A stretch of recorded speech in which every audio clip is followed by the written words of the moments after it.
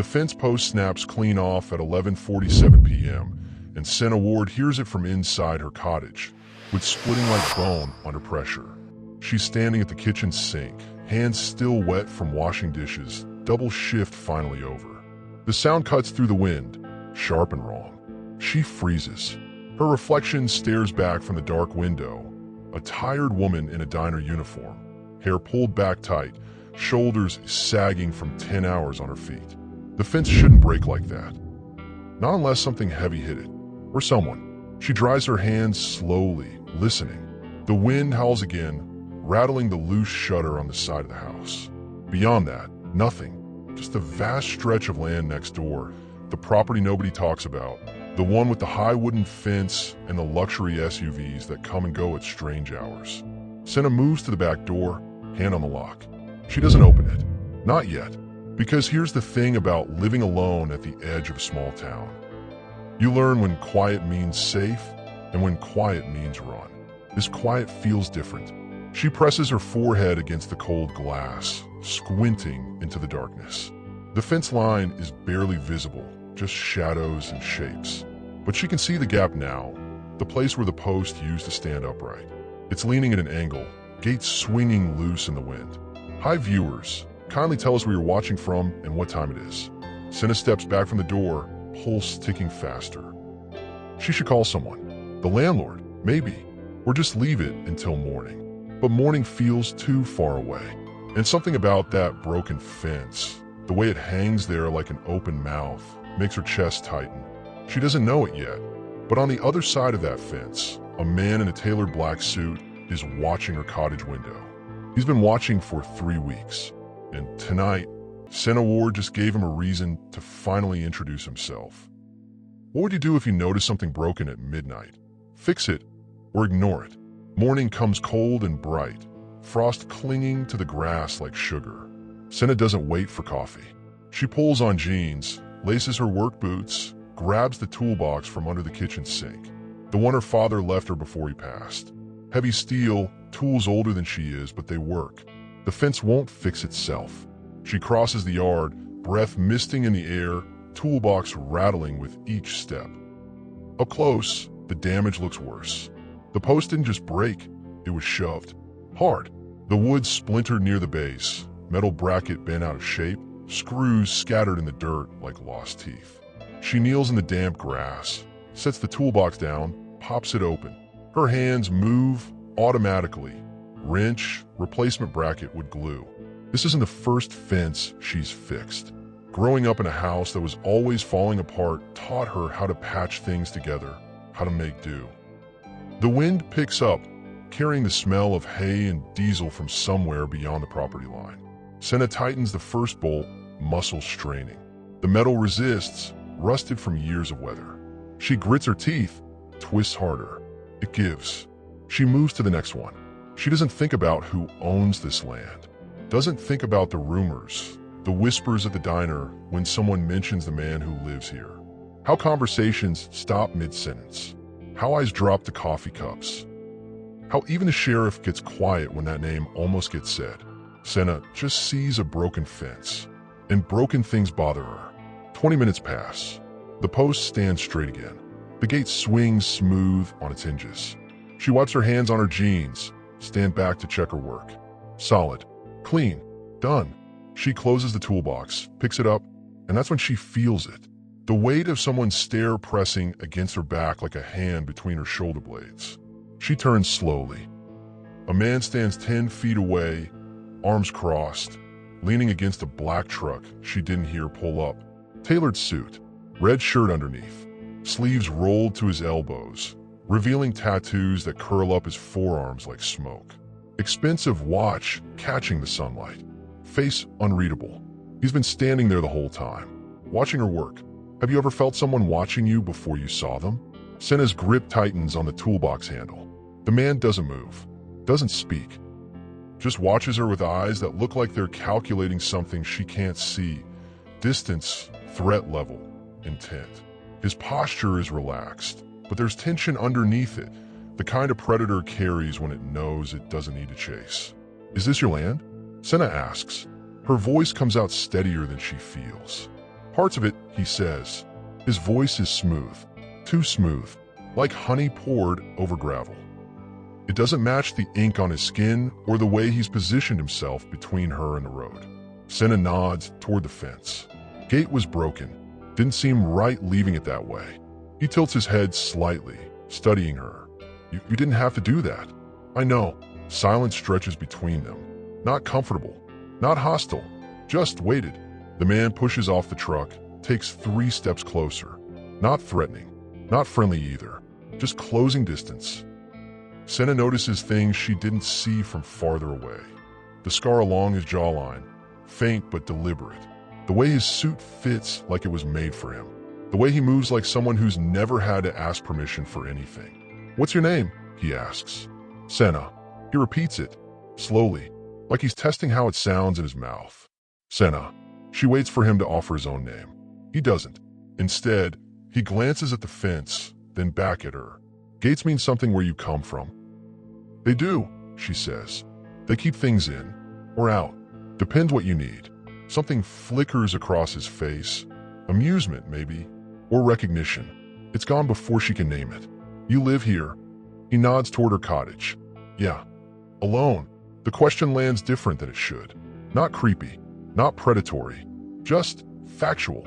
Like he already knows the answer, and he's just confirming. Yeah, Senna says again, quieter this time. The man's eyes linger on her for another beat. Then he steps back, slides his hands into his pockets. I appreciate the repair work. It's just a fence. Still, he turns toward the truck, pauses. You ever need anything, Senna? Anything at all?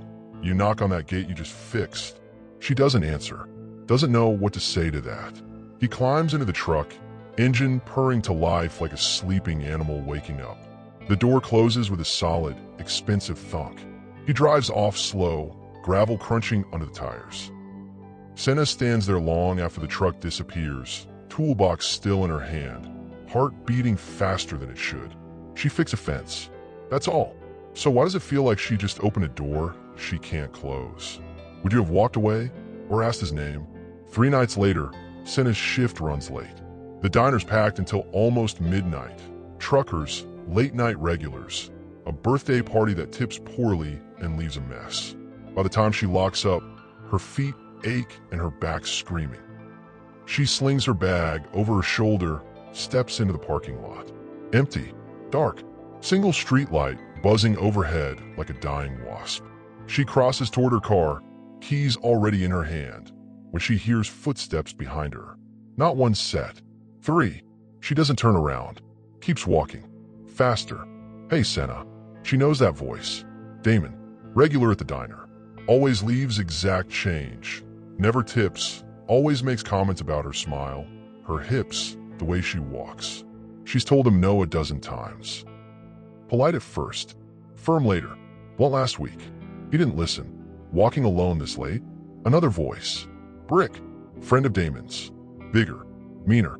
Senna's car is 20 feet away. Might as well be 20 miles. She stops. Turns. 3 men spread out in a loose half circle, blocking her path back to the diner. Damon in the middle, grinning like this is funny. Brick to his left, arms crossed. The third one, she doesn't know his name, stands to the right, hands in his pockets, eyes dull. I'm just trying to get home, Senna says. We'll walk you, Damon offers. Steps closer. I'm fine. Didn't look fine when you were rushing away just now. He moves again.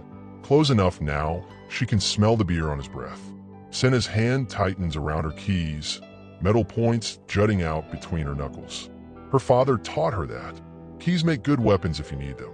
Back up, she says. Damon laughs. Brick doesn't. Brick just watches, like he's waiting to see if this goes further. Senna's pulse hammers in her ears. She calculates distances, exit routes. The diner's locked. Her car's too far. The street's empty. Come on, Senna, Damon says, reaching for her arm. Headlights slice through the parking lot. Bright, blinding. A black SUV rolling in slow, tires crunching over broken asphalt. It stops 15 feet away, engine idling. The driver's door opens, and the man who steps out makes the entire parking lot fall silent. Have you ever had someone show up at exactly the right moment? Cash and Vale moves like violence wrapped in silk. He doesn't run, doesn't shout, just walks toward them with his hands loose at his sides, suit jacket open, red shirt underneath, catching the streetlight. His face is calm, too calm, the kind of calm that makes smart people run. Damon isn't smart. This doesn't concern you, Damon says, but his voice cracks halfway through. Cashin doesn't answer, doesn't even look at him. His eyes lock on Senna first. Quick scan, checking for injury. Then they shift to Damon's hand, still hovering near her arm. You put your hands on her, Cashin says quietly, and you won't have hands tomorrow. It's not a threat. It's a forecast. Rick steps back. The third man's already moving toward the street. Damon stands there, frozen, trying to decide if his pride's worth whatever comes next. Cashin takes another step. Closer now. Close enough that Senna can see the scar on his jaw. The way his knuckles are scarred too. Old violence written into his skin. Leave, Cashin says. One word. Final. Damon leaves. So does Brick. So does the third man whose name Senna never learned. They scatter like roaches when the light flips on. The parking lot goes quiet again. Just the hum of the streetlight. The idle of Cashin's engine. Senna's breath coming too fast. Adrenaline crashing through her veins. Cashin turns to her. His expression shifts, softens just a fraction. He reaches into the SUV, pulls out his jacket, walks over and drapes it across her shoulders.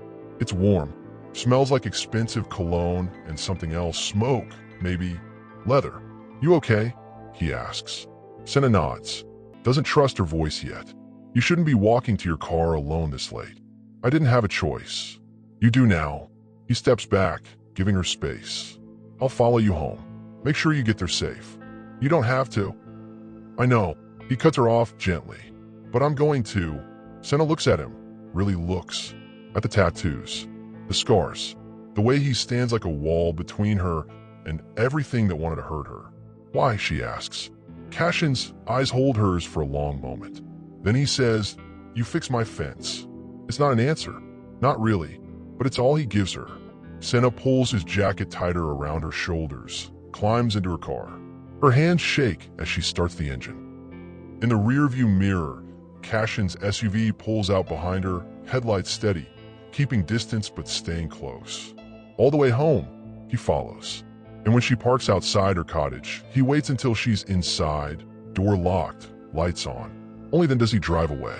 Senna stands at her window, watching his taillights disappear into the dark. She doesn't know his name yet, doesn't know what he does, who he is, why men scatter when he speaks. But she knows one thing for certain now. Trouble just shifted its attention from him to her. If someone saved you, would you want to know who they really are? Senna's front door is open when she gets home from the grocery store. Not cracked, not loose, open, wide enough to see inside.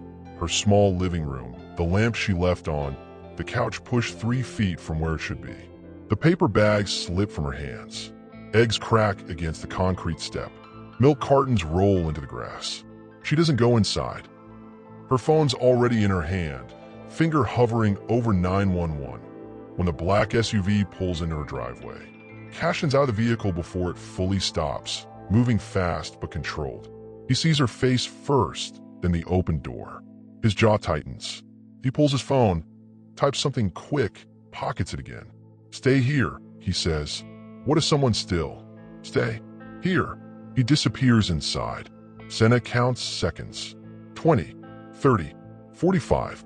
Her heart beats so loud she can't hear anything else. Not the wind, not the birds, not the sound of Cashin moving through her cottage checking rooms. He comes back out 2 minutes later. Empty, but someone was definitely here. Senna's legs feel like water. She sits down hard on the step, head between her knees, trying to breathe right. Cashin crouches in front of her, doesn't touch her, just waits until she looks up. They went through your things, he says. Drawers open, closets searched.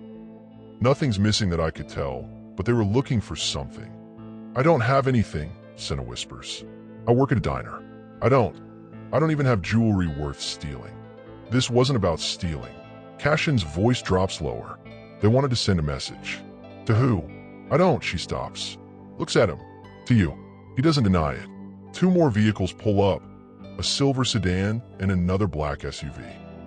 3 men climb out, all dressed like Cashin, all moving with the same controlled efficiency. They don't introduce themselves. Just nod at Cashin and head inside her cottage. Who are they? Senna asks. People who work for me. Doing what? Cashin stands, offers his hand. She takes it. He pulls her up gently, releases her hand the second she's steady. Senna, he says carefully, there are people who don't like me. People who think hurting someone I care about will hurt me. But you don't care about me. You don't even know me. His expression shifts. Something raw flickers there, quick as lightning. They think I do, and that's enough. One of the men steps out of the cottage, phone pressed to his ear. He says something low to Cashin. Cashin's face goes cold, the kind of cold that makes Senna's stomach drop. What? She asks. What is it? Cashin turns to her.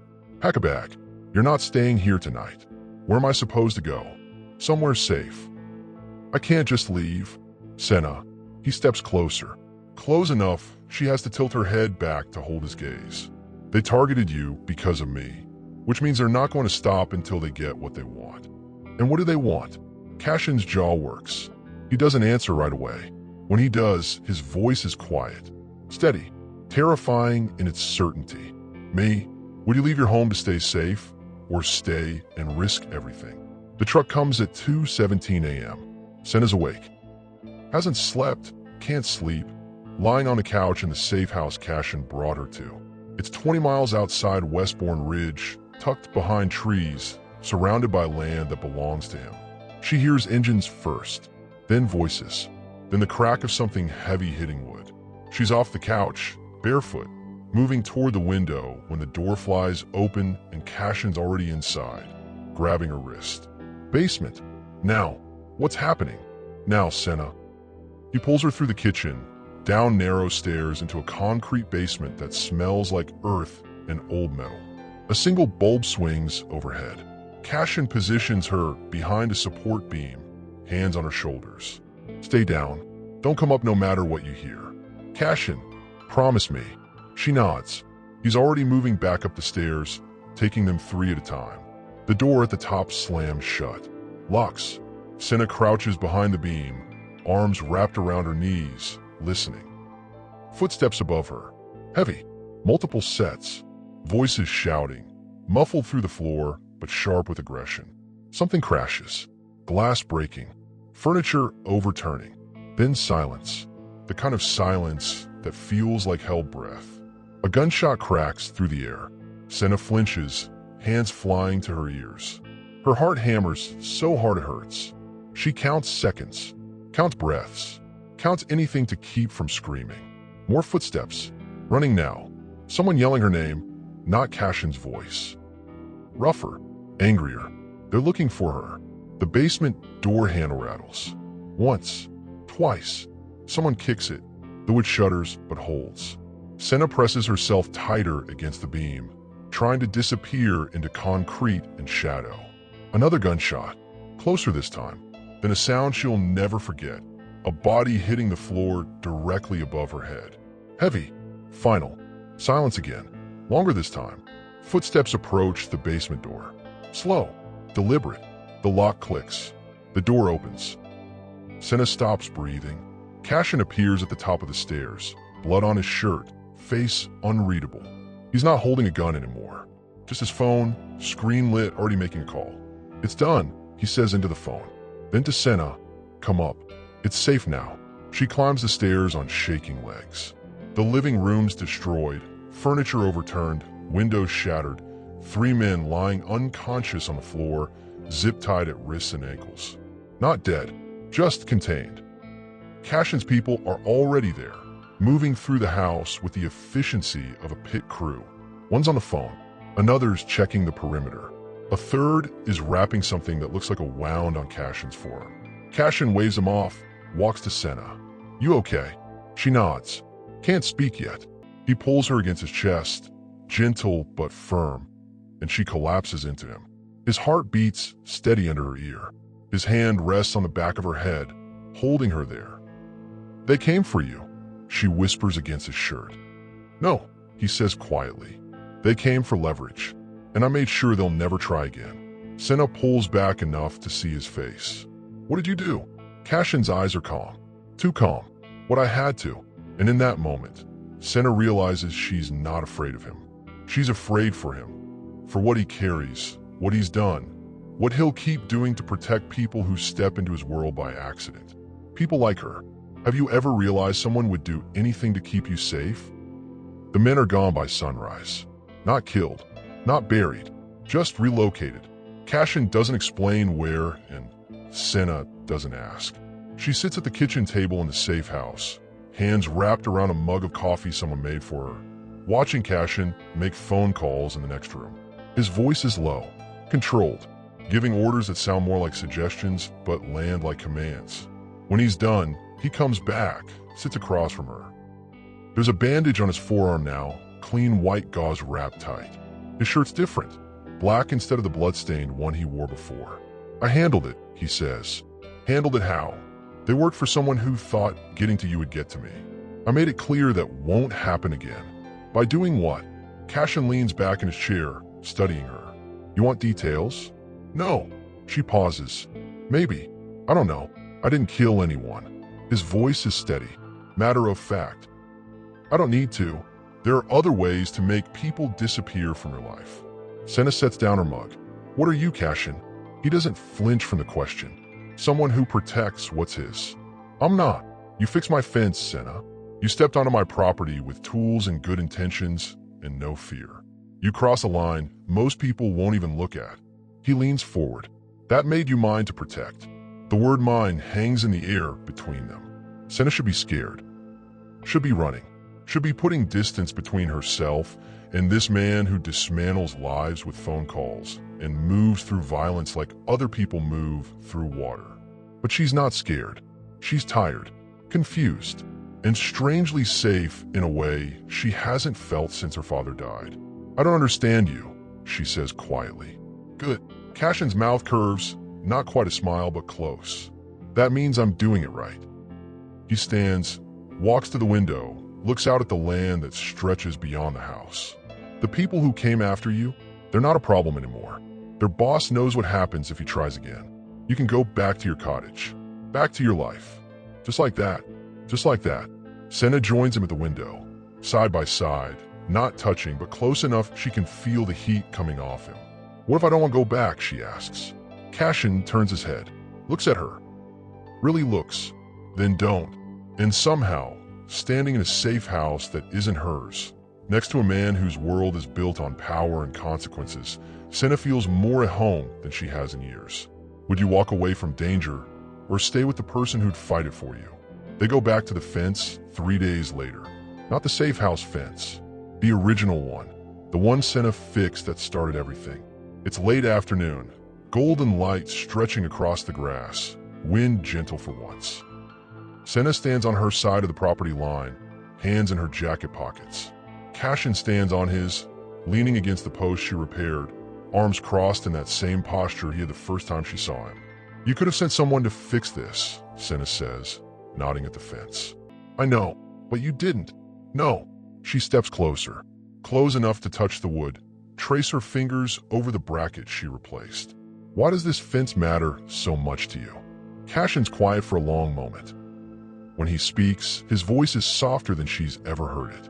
Because you treated something that belonged to me with respect before you knew who I was. You didn't want money, didn't want recognition. You just saw something broken and fixed it. It's what people do, not in my world.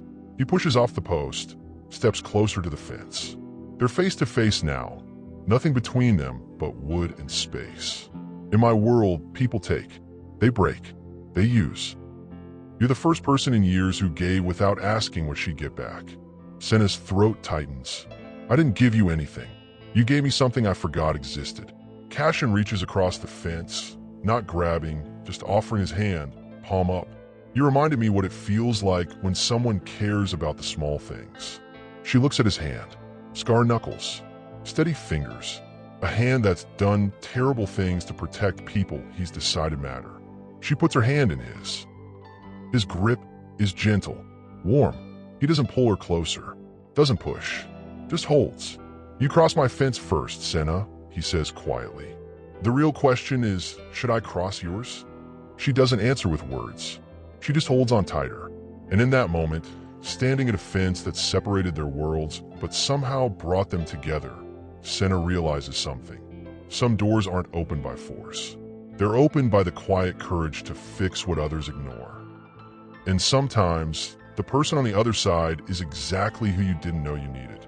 Have you ever taken a small action that changed everything? 3 months pass before Senna tells Cashin the whole truth. They're sitting on her cottage porch, the one she kept instead of moving into his estate because some things are worth holding on to. Coffee in hand, sunrise painting the sky orange and pink. I knew, she says. Cashin looks at her. Knew what? Who you were. Not at first. But after that night in the parking lot, I asked around. Heard the whispers, the warnings. She meets his eyes. I knew you were the man everyone's afraid of. And you stayed anyway. I stayed because you showed me something nobody else sees. She sets down her mug. You're dangerous. You're powerful. You've done things I'll probably never know about. But when those men came for me, you didn't hesitate. You didn't calculate. You just protected. Cashin's jaw tightens. That doesn't make me good. No, but it makes you human. Senna reaches for his hand. Everyone sees the wolf. I see the man who drapes his jacket over cold shoulders, who follows someone home to make sure they're safe, who keeps his promises even when they're hard. Cashin looks out at the fence line, the one she fixed, the one that changed both their lives. You know what the moral of this story is? Senna asks softly. Tell me. Sometimes the smallest act of kindness, fixing a broken gate, helping a stranger, doing something good without expecting anything back, can change someone's entire world, can remind them they're more than what they've become, can open doors that seemed locked forever. Cashin turns to her, something raw and honest in his expression. You think fixing a fence saved me? No. Senna smiles. I think it saved us both. And as they sit there, morning light washing over them, two people from different worlds who found each other through a broken fence and quiet courage, Senna knows one thing for certain. Power isn't always loud. Justice isn't always violent. And sometimes the most dangerous person in the room is the one who'll do anything to protect what matters. Not because they have to, but because they choose to. Some fences are meant to protect. Some are meant to divide. But this one was meant to bring together a waitress who saw what needed fixing and a man who needed to be reminded that kindness still exists. The fence still stands between their properties. But these days, the gate stays open, and neither of them plans to close it. If this story moved you, if you've ever been the person who fixed something small and changed something big, if you believe in the power of quiet courage and unexpected protection, subscribe and turn on notifications. We share stories that inspire, that remind us kindness ripples further than we know. Drop a comment about a time a small action changed your life. Your story might inspire someone who needs it today. Don't miss the next chapter in our series, because every story here matters, and so does yours.